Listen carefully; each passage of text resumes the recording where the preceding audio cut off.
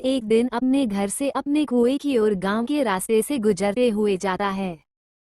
अंकित अपने कुएं पर पहुंचकर खेत पर खड़े अपने पिताजी के पास जाता है और बोलता है कि पिताजी, आज मैं खेत पर आया हूँ।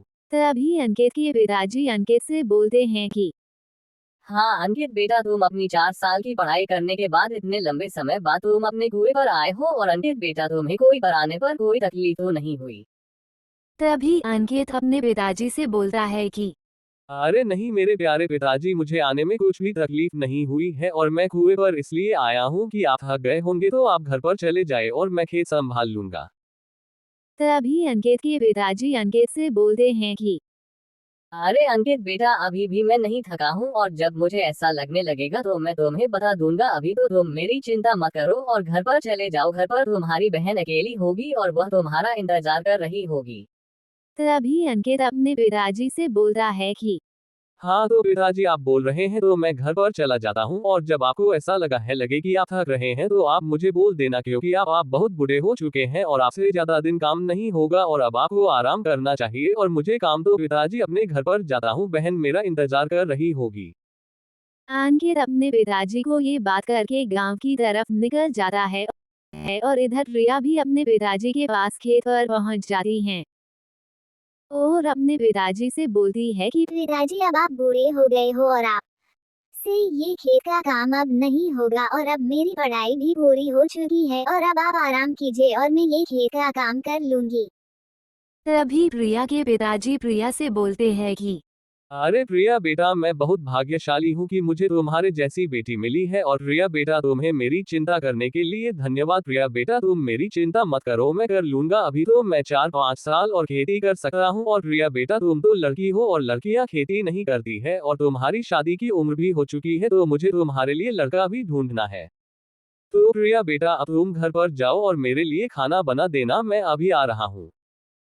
प्रिया अपने पिताजी को हाँ करके खेत पर से कर क्यों निकल जाती है। प्रिया जब करके और जा ही रही थी तब उसे रास्ते में एक लड़का मिल जाता है। तब प्रिया को उससे प्यार हो जाता है और प्रिया उसे बोलता है कि रुको, कौन हो तुम और तुम्हारा नाम क्या है और कहाँ पर जा रहे हो। तभी वो लड़का बोलता है कि मेरा नाम अंकित है और मैं इसी गांव में रहता हूं और मैं एक गरीब परिवार से हूं और मेरे पिताजी जमीन के छोटे से टुकड़े पर खेती करते हैं और मैं 4 सालों से बाहर शहर में पढ़ाई कर रहा था और अब शहर से लौटा हूं और पिताजी को खेती में मदद करना चाहता हूं। और तुम कौन हो? तुम्हें भी मैं इस गांव में पहली बार देखा है। तभी वो लड़की बोलती है कि मैं भी इस गांव में रहती हूँ और मेरा नाम प्रिया है और मेरे पिताजी भी जमीन के छोटे से टुकड़े पर खेती करते हैं और मैं भी 2 सालों से बाहर पढ़ाई कर रही थी और मैं भी अपने पिताजी के खेती में हाथ बटाना चाहती हूँ और मेरे घर में मेरे पिताजी सिवाय मेरा कोई नहीं है और आज तुम्हें देखकर मुझे तुमसे प्यार हो गया है। तो तुम अपने पिताजी से शादी के बारे में बात करना और मैं भी अपने पिताजी से शादी के बारे में बात करूंगी। एक एक कर दोनों वहाँ से चल पड़ते हैं। तभी अंकित अपने घर पहुंचकर अपने पिताजी और अपनी बहन से बोलता है कि पिताजी, जब मैं खेत पर से आ रहा था तब गांव के रास्ते पर मुझे एक लड़की मिली। वो लड़की मुझे बोल रही थी कि मैं इसी गांव में रहती हूं और मुझे तुमसे प्यार हो गया है और वो मुझसे शादी करना चाहती है। ये बात सुनकर अंकित की बहन और उसके पिताजी हाँ कर लेते हैं और इधर प्रिया भी अपने पिता से कहती है कि पिताजी, मुझे अपने ही गांव का एक अंकित नाम का लड़का पसंद आ गया है और जब मैं खेत से लौट रही थी तब मेरी मुलाकात रास्ते में से हुई थी और अंकित एक समझदार और पढ़ा लिखा लड़का है, वो मुझे बहुत पसंद है और वह भी अपने पिताजी से शादी के बारे में बात करेगा। नोबिता जी, आप आज के ऊपर बोल रहे थे कि मेरी शादी करने की उम्र हो गई है, तो अब मेरी शादी अंकित से कर दीजिए, वो मुझे बहुत पसंद है। तभी अंकित के पिता और उसकी बहन और प्रिया के पिता भी मंदिर में पहुंच जाते हैं और उनकी शादी कर देते हैं और अब उन दोनों का जीवन अच्छी तरह बीतने लगता है। ये कहानी है एक छोटी सी गांव लखनपुर नामक गांव की। इस गांव में एक अंकित नाम का एक समझदार और वफादार लड़का रहता था। गांव में अंकित जैसा चतुर और समझदार लड़का कोई नहीं था। अंकित अपने गांव के किसानों को शहर की नई नई टेक्नोलॉजी के बारे में बताता था और फिर वापस अपने घर की तरफ लौट जाता था। अंकित अपनी 12वीं की परीक्षा को पूरा करके वापस अपने गांव की तरफ लौट आया। अंकित गांव आकर अपने पिताजी के दूध के व्यवसाय में उनके साथ लग गया। अंकित और अंकित के पापा अपने दूध शॉप पर बोलते हैं कि दूध ले लो भाई, एकदम गाढ़ा और ताज़ा दूध, आओ भाई आओ। अरे भाई मुझे दूध दो ना, मैं कब से खड़ा हूँ। तभी अंकित बोलता है कि अरे हाँ भाई रुको रुको मैं अभी देता हूँ। फिर दूध बेचने के बाद अंकित के पापा अंकित से बोलते हैं कि अरे अंकित बेटा, तेरे शहर से आने के बाद हमें दूध के व्यवसाय में कई ज्यादा मुनाफा होने लगा है। हाँ पिताजी, अब हमें दूध के व्यवसाय में अधिक मुनाफा होने लगा है, क्यों ना पिताजी हम अपने व्यवसाय को बड़ा कर लेते हैं। फिर अंकित अपनी व्यवसाय को बड़ा कर देता है और एक बड़ी शॉप खोल लेता है। सुपर ग्राहकों को बुलाने के लिए बोलता है कि आओ भाई अब आपको मिलेगा अंकित की बड़ी शॉप पर एकदम ताज़ा और गाढ़ा दूध। आप दूध ले जाते ही बोलेंगे कि क्या दूध दिया, आओ भाई आओ। बड़ी शॉप खोलने पर अंकित को अब और अधिक ज्यादा मुनाफा होने लगा था। फिर एक दिन अंकित के मन में लालच आया कि अब मेरे पास बड़ी शॉप है और ऐसी शॉप गांव में किसी की नहीं है, और अब मैं ऐसी और शॉप खोल लूंगा जिससे कि मुझे और ज्यादा पैसा मिलेगा। अब मुझे एक नौकर रख लेना चाहिए। फिर अंकित अपनी शॉप से सारा दूध बेचकर शॉप को बंद करके गांव की तरफ नौकर को ढूंढने के लिए निकल जाता है।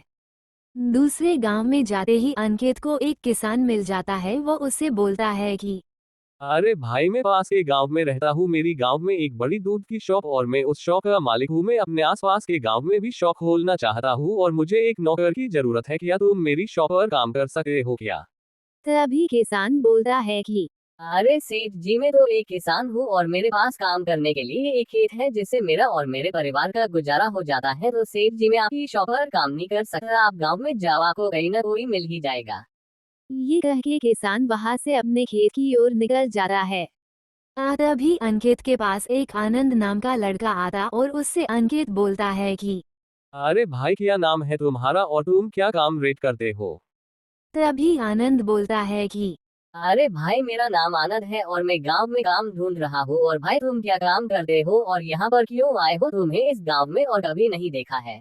तभी अंकित बोलता है कि अरे मैं पास के ही गांव लखनपुर में रहता हूँ और वहां पर मेरी एक बड़ी दूध की शॉप है और मैं अपनी शॉप में काम करने के लिए एक नौकर को ढूंढ रहा हूँ। तुम मेरे शॉप पर काम कर सकते हो क्या? मैं तुम्हें अच्छा वेतन दूंगा। तभी आनंद हाँ कर देता है और अंकित और आनंद शॉप की ओर निकल पड़ते हैं। शॉप पर आने के बाद अंकित आनंद को शॉप के काम को समझने लगता है और आनंद को बोलता है कि आनंद, ये बहुत ही सरल काम है और तुम्हें दिन के 20 रुपए ही मिलेंगे। ये सिलसिला कई दिनों तक चलता रहा। एक दिन आनंद के मन में आया कि ये अंकित सेठ मुझे एक दिन के 20 रुपए ही देता है, यानी एक महीने के 600 रुपए, और अंकित सेठ महीने के 30-40 हजार रुपए कमाता है। अब मुझे अंकित सेठ को वेतन बढ़ाने को बोलना होगा। तभी अंकित उधर से आ जाता है और आनंद अंकित से बोलता है कि अरे अंकित सेठ, मैं तुम्हारे था यहाँ कई दिनों से काम कर रहा हूँ और आप जो वेतन देते हैं उससे मेरा गुजारा नहीं होता है। तो अंकित सेठ, आप में वेतन बढ़ा दीजिए। आनंद, मैं तुम्हारा वेतन बढ़ा दूंगा तो मैं क्या करूंगा? आनंद, तुम्हें काम करना है तो करो, वरना रहने दो, मैं और किसी को भी रख सकता हूँ। तभी अंकित बोलता रहता है और आनंद बिना बोले शॉप से निकल जाता है। एक दिन अंकित की शॉप पर एक आदमी आता है और बोलता है कि अरे सेठ जी, मुझे पहचानते हो क्या? तभी सेठ बोलता है कि अरे भाई मैं तुम्हें नहीं पहचानता हूँ। अरे अरे सेठ जी, मैं वो हूँ जिसको आपने काम से निकाला था और आप उसे एक दिन के 20 रुपए ही देते थे। और सेठ जी, आज मैं आपसे भी बड़ा बिजनेसमैन बन गया हूँ। तभी सेठ को शर्मिंदगी महसूस होती। इस कहानी से ये सीख मिलती है कि हमें खुद पर अहंकार नहीं करना चाहिए।